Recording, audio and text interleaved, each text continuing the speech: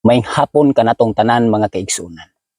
Nining adlaw atong ipadayon ang atong nasugdan nga pagtuon mahitungod sa libro sa patriarka ug mga manalagna. Og musulod ta karon igsoon sa bahin 3. Tungod kay atong hisgutan ang pagpahibalo sa amahan sa katungdanan sa anak sa Dios sa tanang mga binuhat didto sa langit. Busa atong ablihon, tun-an unsa ang kamatuoran nga gusto ipadayag sa Dios nganhi kanato. Gipatawag sa hari sa kalibutan nganha sa iyang atubangan ang langitnon nga mga panon. Aron diha sa ilang presensya iyang ipahayag ang matuod nga katungdanan sa iyang anak. Bantayan nato ang pulong nga gigamit. Matuod nga katungdanan sa iyang anak. Og ipakita ang relasyon niya ngadto sa tanang mga binuhat. Ang anak sa Dios miambit sa trono sa amahan. Akong usabon, ang anak sa Dios miambit sa trono sa amahan. Og ang himaya sa usa nga walay katapusan ug may kaugalingon na kinabuhi, naglibot kanilang duha. Pila igsuon? Naglibot kanilang duha.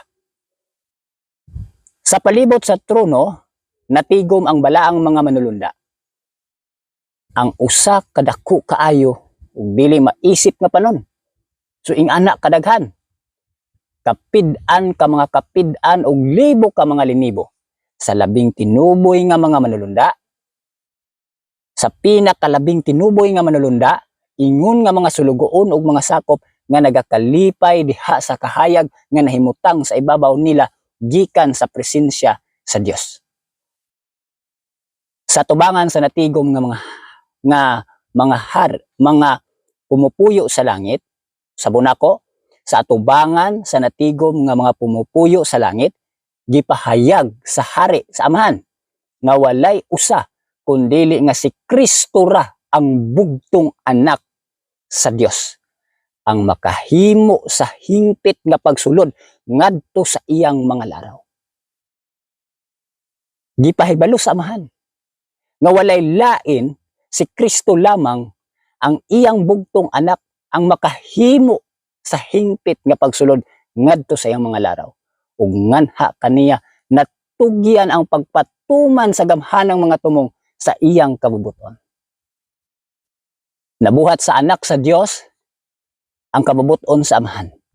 Diha sa paglalang sa tanang mga panon sa langit, pinaagi kang Gini Hesus nangahimo ang tanan. Ug ngadto kaniya ingon man ngadto sa Dios na utang ang ilang pagsimba ug pagsugot.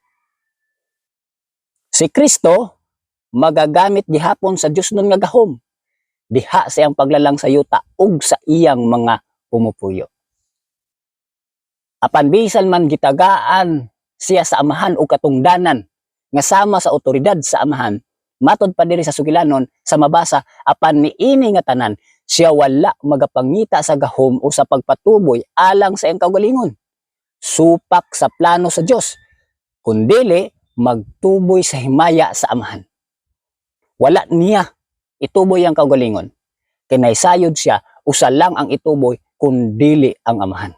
Bisan pa nga gitagaan si Gini Hesus og pagsimba ug pagdaig, apan ang anak sa Dios kanunay gyapon niya gituboy ang iyang amahan. Kung magtuman sa iyang mga katuyuan sa pagkamaluluyon ug pagkamahigugmaon. So niini nga sugilanon igsuon gipadayag sa amahan kung unsa gyud ang tinuod nga katungdanan sa iyang bugtong anak. Sa malipayon, ang mga manulunda nag-ila sa pagkalabing labaw ni Kristo. Dili tanan. Ang gisulti sa malipayon ang mga manulunda nag-ila, mga manulunda. Walay apil ang usa. Matod pa diri ning dungo si Lucifer uban kanila. Apan diha sa iyang kasing-kasing dihay usa ka mapintas nga sangka. Siguro mulhod o dili, nakaluhod jud siya. Tungod kay ang kinatibuk-an sa panon sa manulunda nagaluhod. Daw lisod sa iya nga siya lang nakit-an nga wala ni luhod. Apan sa dihang niluhod siya igsuon, adunay usa ka mapintas nga sangka sulod sa iyang kasing-kasing. Ang kamatuoran kaangayan o pagkamunungon, nagpakigbisog batok sa kasina. Tungod siyang kasina, taw lalong na lalong igsuong kay nga naman, nagpakigbisog kini. Samtang nagaluhod siya, og pangabugho. Nasina pa, nangabugho pa. Ang impluwensya sa balaang mga manununda sa diriyot nga panahon, daw magdala kaniya uban kanila. Misamot pag yun igsuon. Samtang ang mga alawiton, samtang sila nag-awit sa pagdaig, misaka diha sa mananoy nga mga paningog, o gipaulbo sa mga linibong masasadya nga mga tingog, ang espiritu sa dautan daw nabuntog. Pagkanindot di igsuon nga mag-awit og mga alawiton nga mahitungod sa pagpataas o espiritual, ilabi na nga espirituhanong mga alawiton, daw kining atong hunahuna, atong gibati nga dautan, mawala di ay sama sa gibati ni Lucifer. Matod pa diri, ang espiritu sa dautan daw nabuntog, ang dili malitok sa pulong nga gugma, nagpaukyab siyang tibuok nga galamhan, migula ang iyang kalag. Diha sa pag-uyon sa mga sumilimba nga walay sala diha sa gugma ngadto sa amahan ug sa anak. Mao kini ang kamutuoran igsoon akong balikon.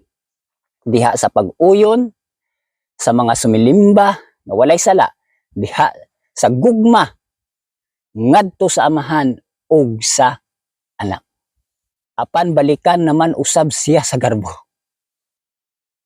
Makalilisang diha siyang kaugalingon nga himaya. Mibalik ang iyang pangandoy alang sa pagkamahimong labaw ug ang kasina kang Kristo sa makausa.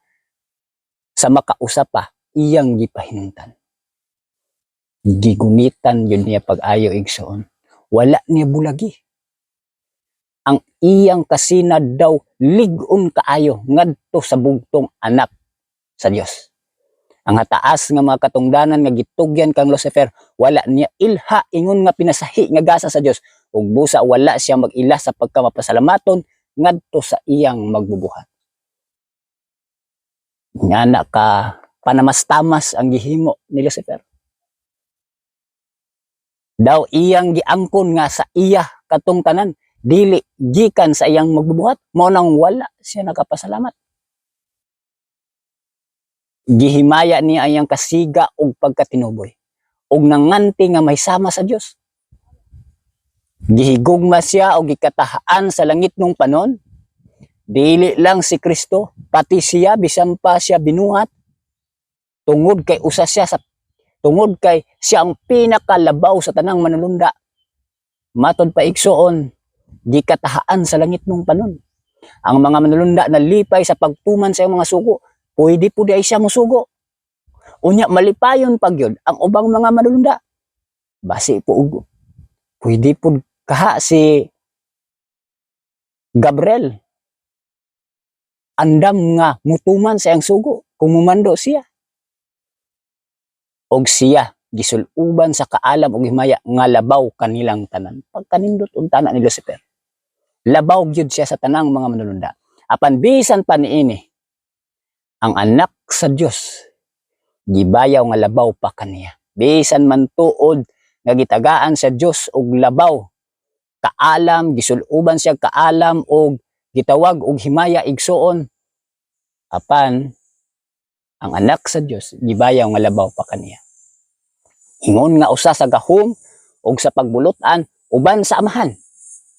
Gipahat kaniya ang mga tambag sa amahan, samtang si Lucifer wala tuguti sa pagsulod ngadto sa mga katuyuan sa Dios nga mao ang amahan. Ang gamhanan nga manulunda nangutana, nganong si Kristo ang mahimong labing labaw? Ngano man nga siya pasidunggan labaw pa kang Lucifer? Mga kaigsuonan, nining adlaw aduna na usab tay bag-ong nakatunan, bag-ong nasayran mahitungod sa mga nangagi na nga mga kasaysayan, hilabi na kini nga kasaysayan gikan pagyod didto sa trono sa Dios. Tungod sa pangabugho, tungod sa kasina, mo'y nagpasulabi diha sa kasing-kasing ni Lucifer. Mo'y hinungdan nga wala gyud niya dawata kung unsa ang katungdanan ni Kristo. Taas ang iyang pangandoy, Gusto pa gyud niya matupngan ang dakong magbubuhat nga walay lain mao ang amahan. Kini nga sugilanon igsoon mao'y hinungdan nagsugod ang sala. Ating ipadayon ang sugilanon sa sunod nato nga pagtuon. Sa makausa mayong adlaw kanatong tanan.